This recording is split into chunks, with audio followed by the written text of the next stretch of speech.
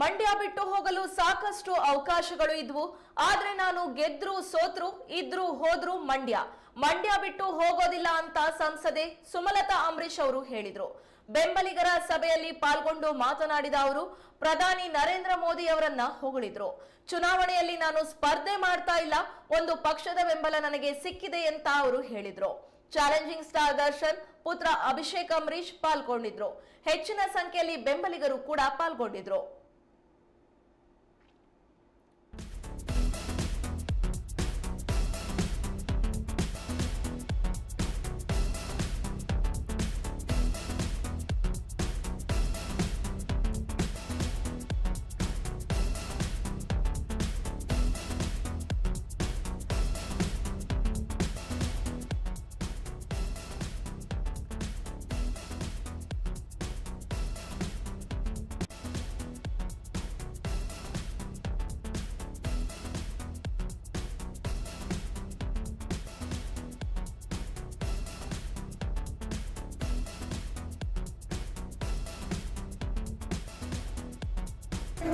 ನಾನು ಆಸೆ ಇರ್ತದೆ ಅವ್ರಿಗೆ ನಾನು ಉತ್ತರ ಕೊಡಬೇಕು. ಇವತ್ತಿನ ದಿನ ಒಂದು ಪಕ್ಷದ ಚೌಕಟ್ಟಿನಲ್ಲಿ ಅವರ ಆಸರೆ ತಗೊಂಡು ನನ್ನ ಕಾರ್ಯಕರ್ತರಿಗೆ ನಾನು ಶಕ್ತಿ ತುಂಬುವಂತ ಒಂದು ಕೆಲಸವನ್ನು ನಾನು ಮಾಡೋದಾದ್ರೆ ಆ ನಿರ್ಧಾರ ನಾನು ಇವತ್ತು ತಗೊಳ್ಬೇಕಾಗತ್ತೆ ಅನ್ನೋ ವಿಷಯ ಇದು ನಿಮ್ಮಲ್ಲಿ ನಾನು ಹೇಳಲು ಇಷ್ಟಪಡ್ತೀನಿ.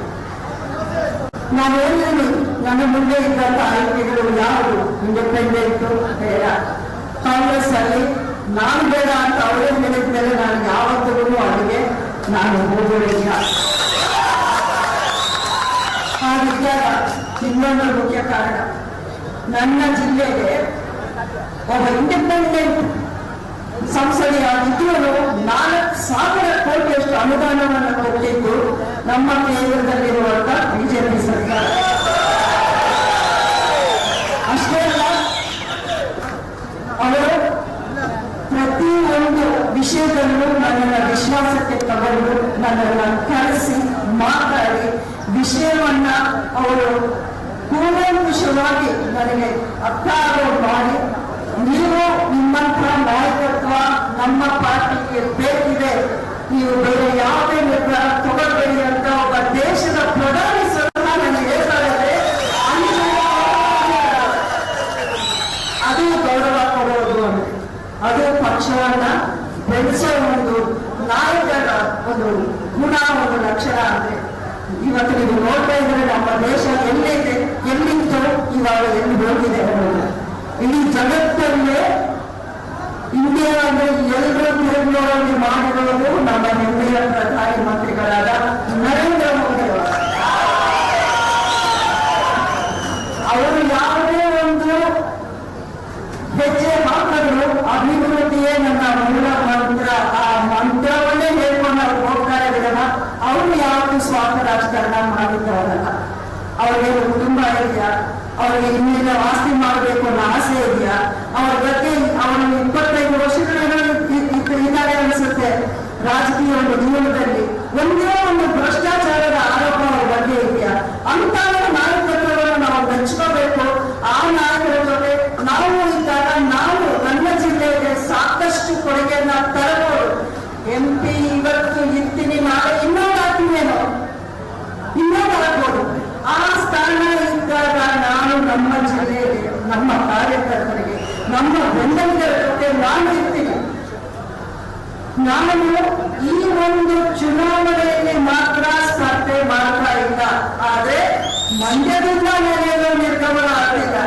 ಆಗ ಆ ಸಂದೇಶವನ್ನು ನೀವು ಎಲ್ಲಿ ಬೇಕಾದ್ರೂ ಹೋಗಿರಿ, ಮಂಡ್ಯವನ್ನ ನಾನು ಬಿಟ್ಟು ಹೋಗೋ ಪ್ರಶ್ನೆನೇ ಇಲ್ಲ. ಮುಂದಿನ ನಮ್ಮ ಕಾರ್ಯಕರ್ತರಿಗೆ, ನಮ್ಮ ಬೆಂಬಲಿಗರ ಜೊತೆ ನಾನು ಇರ್ತೀನಿ. ನಾನು ಈ ಒಂದು ಚುನಾವಣೆಯಲ್ಲಿ ಮಾತ್ರ ಸ್ಪರ್ಧೆ ಮಾಡ್ತಾ ಇಲ್ಲ, ಆದ್ರೆ ಮಂಡ್ಯದಿಂದ ನಡೆಯಲು ನಿರ್ಗಮನ ಆಗ್ತಿಲ್ಲ. ಆಗ ಆ ಸಂದೇಶವನ್ನು ನೀವು ಎಲ್ಲಿ ಬೇಕಾದ್ರೂ ಹೋಗಿರಿ, ಮಂಡ್ಯವನ್ನ ನಾನು ಬಿಟ್ಟು ಹೋಗೋ ಪ್ರಶ್ನೆನೇ ಇಲ್ಲ. ಮುಂದಿನ ದಿನಗಳಲ್ಲಿ ನೀವು ನೋಡ್ತೀರಾ, ಒಂದು ಪಕ್ಷದ ಶಕ್ತಿ ನನ್ನಲ್ಲಿದ್ದಾಗ ಇನ್ನು ನಾನು ಯಾವ ರೀತಿ ಕೆಲಸ ಮಾಡ್ತೀನಿ, ಯಾವ ರೀತಿ ಅದರ ನೆರವಾಗೋಕೆ ಪ್ರಯತ್ನ ಪಡ್ತೀನಿ ಅನ್ನುವಂಥ ವಿಷಯವನ್ನ ನೀವೇ ನೋಡ್ತೀರಾ. ನಮಗೆ ಇವತ್ತಿನ ದಿನ ನರೇಂದ್ರ ಮೋದಿ ಅವರು ಕಾಣ್ತಿರೋ ಕನಸು ಬರೀ ಈ ಒಂದು ಎಲೆಕ್ಷನ್ 2029 ಎಲೆಕ್ಷನ್ ಅಲ್ಲ, 2047 ಅಂದ್ರೆ ನಮಗೆ ಸ್ವಾತಂತ್ರ್ಯ ಬಂದು 3 ವರ್ಷ ಅಂತ ನಾಯಕತ್ವವನ್ನು ನಾವು ಮೆಚ್ಕೋಬೇಕು. ಆ ನಾಯಕರ ಜೊತೆ ನಾವು ಇದ್ದಾಗ ನಾವು ನನ್ನ ಜಿಲ್ಲೆಗೆ ಸಾಕಷ್ಟು ಕೊಡುಗೆಯನ್ನ ತರಬಹುದು. MP ಇವತ್ತು ಇರ್ತೀನಿ, ನಾಳೆ ಇನ್ನೊಂದು ಆಗ್ತೀನೇನೋ, ಇನ್ನೊಂದು ಆಗ್ಬೋದು. ಆ ಸ್ಥಾನ ಇದ್ದಾಗ ನಾನು ನಮ್ಮ ಜಿಲ್ಲೆಗೆ, ನಮ್ಮ ಕಾರ್ಯಕರ್ತರಿಗೆ, ನಮ್ಮ ಬೆಂಬಲಿಗರ ಜೊತೆ ನಾನು ಇರ್ತೀನಿ. ನಾನು ಈ ಒಂದು ಚುನಾವಣೆಯಲ್ಲಿ ಮಾತ್ರ ಸ್ಪರ್ಧೆ ಮಾಡ್ತಾ ಇಲ್ಲ, ಆದ್ರೆ ಮಂಡ್ಯದಿಂದ ನನಗೆ ನಿರ್ಗಮನ ಆಗ್ತಿಲ್ಲ. ಆಗ ಆ ಸಂದೇಶವನ್ನು ನೀವು ಎಲ್ಲಿ ಬೇಕಾದ್ರೂ ಓದಿದೆ. ಮಂಡ್ಯವನ್ನ ನಾನು ಬಿಟ್ಟು ಹೋಗೋ ಪ್ರಶ್ನೆನೇ ಇಲ್ಲ. ಮುಂದಿನ ದಿನಗಳಲ್ಲಿ ನೀವು ನೋಡ್ತೀರಾ, ಒಂದು ಪಕ್ಷದ ಶಕ್ತಿ ನನ್ನಲ್ಲಿದ್ದಾಗ ಇನ್ನು ನಾನು ಯಾವ ರೀತಿ ಕೆಲಸ ಮಾಡ್ತೀನಿ, ಯಾವ ರೀತಿ ಎಲ್ಲರ ನೆರವಾಗೋಕೆ ಪ್ರಯತ್ನ ಪಡ್ತೀನಿ ಅನ್ನೋಂಥ ವಿಷಯವನ್ನ ನೀವೇ ನೋಡ್ತೀರಾ. ನಮಗೆ ಇವತ್ತಿನ ದಿನ ನರೇಂದ್ರ ಮೋದಿ ಅವರು ಕಾಣ್ತಿರೋ ಕನಸು ಬರೀ ಈ ಒಂದು ಎಲೆಕ್ಷನ್ 2029 ಎಲೆಕ್ಷನ್ ಅಲ್ಲ, 2047 ಅಂದ್ರೆ ನಮಗೆ ಸ್ವಾತಂತ್ರ್ಯ ಬಂದು 3 ವರ್ಷಗಳ ಕಾಲಕ್ಕೆ ನಮ್ಮ ದೇಶ ಜಗತ್ತಲ್ಲಿ ನಂಬರ್ 1 ಆಗಬೇಕು ಅನ್ನೋ ಒಂದು ಕನಸನ್ನು ಅವರು ಇಟ್ಕೊಂಡಿದ್ದಾರೆ. ನೋಡಿ, ನಮ್ಮ ದೇಶ ಚೆನ್ನಾಗಿದ್ರೆ ನಮ್ಮ ರಾಜ್ಯ ಚೆನ್ನಾಗಿರುತ್ತೆ, ನಮ್ಮ ರಾಜ್ಯ ಚೆನ್ನಾಗಿದ್ರೆ ನಮ್ಮ ಜಿಲ್ಲೆ ಚೆನ್ನಾಗಿರುತ್ತೆ, ನಮ್ಮ ಜಿಲ್ಲೆ ಅಭಿವೃದ್ಧಿ ಆಗುತ್ತೆ, ನಮ್ಮ ಜನ ಚೆನ್ನಾಗಿರ್ತಾರೆ. ಇದೊಂದೇ ನನ್ನ ಸ್ವಾರ್ಥ. ಇದರಲ್ಲಿ ಬೇರೆ ಯಾವ ಸ್ವಾರ್ಥ, ಬೇರೆ ಯಾವ ದುರುದ್ದೇಶ ನನ್ನಲ್ಲಿ ಇಲ್ಲ. ಎಲ್ಲರೂ ನೀವು ನೋಡೋದೇ MP ಸೀಟ್, ಮಂಡ್ಯ ಸೀಟನ್ನ ಬಿಜೆಪಿನೇ ಉಳಿಸ್ಕೊಳ್ಳಿ ಅನ್ನುವಂತ ಪ್ರಯತ್ನ, ಹೋರಾಟ ಮಾಡ್ತಾನೆ ಬಂದೆ. ಅದು ಎಲ್ಲರಿಗೂ ತಿಳಿದಿದೆ ಅಂತ ಭಾವಿಸಿದ್ದೀನಿ.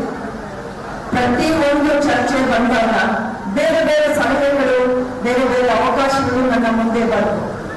ಬೆಂಗಳೂರು ಉತ್ತರ ನಿಂತ್ಕೊಳ್ತೀರಾ, ಮೈಸೂರು ನಿಂತ್ಕೊಳ್ತೀರಾ, ಕೊನೆಗೆ ಚಿಕ್ಕಬಳ್ಳಾಪುರ ಅಲ್ಲಿ ಖಾಲಿ ಇದೆ, ಅಲ್ಲಾದ್ರೂ ಹೋಗ್ತೇನ ಅನ್ನೋ ಮಾತುಗಳು ಬೇರೆ ಬೇರೆ ಲೀಡರ್ಗಳು ನನ್ನ ಮುಂದೆ ಇದ್ದರು. ಆದ್ರೆ ನಾನು ಯಾವುದೇ ಕಾರಣಕ್ಕೂ ನಾನು ಎಲ್ಲೂ ಹೋಗಲ್ಲ.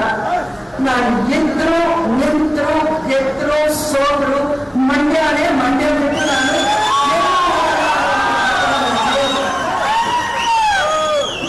ಸ್ವಾರ್ಥವಾದ ಕಾರಣ ಮಾಡೋದು ನಾನು ತಪ್ಪಿಲ್ಲ.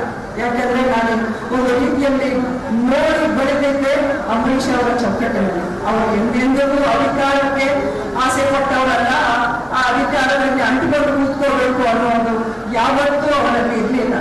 ಅದೇ ನನಗೂ ಇವತ್ತಿನ ಅವರ ಮಾರ್ಗದರ್ಶನ. ಯಾಕಂದ್ರೆ ಇವೆಲ್ಲ ಈ ಸಮಯದಲ್ಲಿ 5 ವರ್ಷ ನನ್ನ ಅವಧಿ ಏನಿನ್ನು ಮುಗಿಯಿತು. ಈ ಟೈಮಲ್ಲಿ ನಾನು ಹೇಳದೆ ಹೋದ್ರೆ ಅದು ನಾನು ತಪ್ಪು ಮಾಡಿದವಳು ಆಗ್ತೀನಿ ಅನ್ನೋ ಭಾವನೆ ನನಗೆ. ಅದೊಂದೇ ಕಾರಣ. ಇನ್ನೊಂದು ನೋಡಿದಿನ 1000 ಕೋಟಿ ಕೇಂದ್ರ ಸರ್ಕಾರದಿಂದ ನನ್ನ ಅವಧಿಯಲ್ಲಿ ನನಗೆ ಕೊಟ್ಟಿದ್ದು. ಅದು ಜಲ್ ಜೀವನ್ ಮಿಷನ್ ಇರಬಹುದು, ಅಮೃತ್ ಯೋಜನೆ ಇರ್ಬೋದು, ಪ್ರಧಾನಮಂತ್ರಿ ಗ್ರಾಮ ಸಡಕ್ ಯೋಜನೆ ಇರ್ಬೋದು, ಪ್ರಧಾನಮಂತ್ರಿ ಕಿಸಾನ್ ಸನ್ಮಾನ್ ಯೋಜನೆ ಇರ್ಬೋದು, ಆಯುಷ್ಮಾನ್ ಕಾರ್ಡ್ ನೋಂದಣಿ ಅದನ್ನ ಮಾಡಿಸಿರ್ಬೋದು ಬಡವರಿಗೆ. ಅದರಿಂದ ಅವರ ಹೆಲ್ತ್ ಕಾರ್ಡ್ 5 ಲಕ್ಷದವರೆಗೂ ಉಚಿತವಾಗಿ ಅವರು ಏನೇ ಮೆಡಿಕಲ್ ಟ್ರೀಟ್ಮೆಂಟ್ ಪಡೆಯೋಕೆ ಸಾಧ್ಯ ಆಗುತ್ತೆ. ಅದನ್ನ ನೋಂದಣಿ ಸಾವಿರಾರು ಜನಕ್ಕೆ ನಾವು ನಿಂತ್ಕೊಂಡು ನಮ್ಮ ಮನೆಯನ್ನೇ ಮಾಡಿ ಕಳಿಸಿ ಆ ನೋಂದಣಿ ಮಾಡೋ ಕೆಲಸವನ್ನು ಮಾಡಿದ್ವಿ. ಹೆದ್ದಾರಿಯಲ್ಲಿ ಸರ್ವಿಸ್ ರೋಡ್ಸ್ ತುಂಬಾ ಅಧ್ವಾನವಾಗಿತ್ತು ಆ ಟೈಮಲ್ಲಿ. ಅದನ್ನು ನಿಂತ್ಕೊಂಡು ಸರಿ ಮಾಡಿಸಿದ್ದಾಯ್ತು. ಇನ್ನ ರೈಲ್ವೆ ಸ್ಟೇಷನ್ ಅದಕ್ಕೆ ಬಂದ್ರೆ ಫಸ್ಟ್ ನಾನು ಸಂಸದೆಯಾಗಿ 3ನೇ ತಿಂಗಳಲ್ಲೇ ವಿಶೇಷ ಮಹಿಳೆಯರ ಬೋಗಿಗಳನ್ನ ನಾವು ಸುರೇಶ್ ಅಂಗಡಿ ಹಾಗೂ ಪಿಯೂಷ್ ಗೋಯಲ್ ಅವರಿಂದ ನಾನು ಪಡ್ಕೊಂಡು ಬಂದು ಹೆಣ್ಣು ಮಕ್ಕಳು ಕೆಲಸಕ್ಕೆ ಬೆಂಗಳೂರು, ಮೈಸೂರು ಬೇರೆ ಬೇರೆ ಕಡೆ ಹೋಗುವಾಗ ಅವ್ರಿಗೆ ತೊಂದರೆ ಆಗ್ತಿದೆ ಅನ್ನೋ ಒಂದು ವಿಚಾರ ಇಟ್ಕೊಂಡು ವಿಶೇಷ ಬೋಗಿಗಳು ಎರಡನ್ನ ಪ್ರತಿಯೊಂದು ಟ್ರೈನಲ್ಲಿ ಮಂಡ್ಯ ಮೈಸೂರು ಮಧ್ಯೆ ಓಡಾಡೋ ಟ್ರೈನಲ್ಲಿ ವಿಶೇಷ ಬೋಗಿಯನ್ನು ಕಲ್ಪಿಸ್ಕೊಟ್ಟಿದ್ದು. ಅದು ಒಂದು ವಿಷಯ ಆಗಬೇಕು ಅನ್ನೋ ಆಸೆ ಇದೆಯಾ? ಅವರ ಬಗ್ಗೆ ಅವರು 25 ವರ್ಷಗಳ ಇದ್ದಾರೆ ಅನಿಸುತ್ತೆ. ರಾಜಕೀಯ ಒಂದು ಜೀವನದಲ್ಲಿ ಒಂದೇ ಒಂದು ಭ್ರಷ್ಟಾಚಾರದ ಆರೋಪ ಅವರ ಬಗ್ಗೆ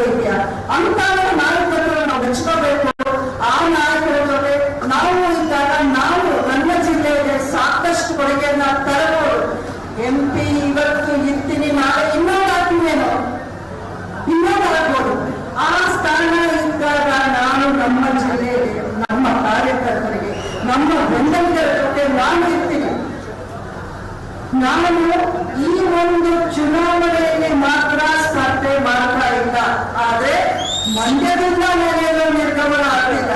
ಆಗ ಆ ಸಂದೇಶವನ್ನು ನೀವು ಎಲ್ಲಿ ಬೇಕಾದ್ರೂ ಓದಿದೆ.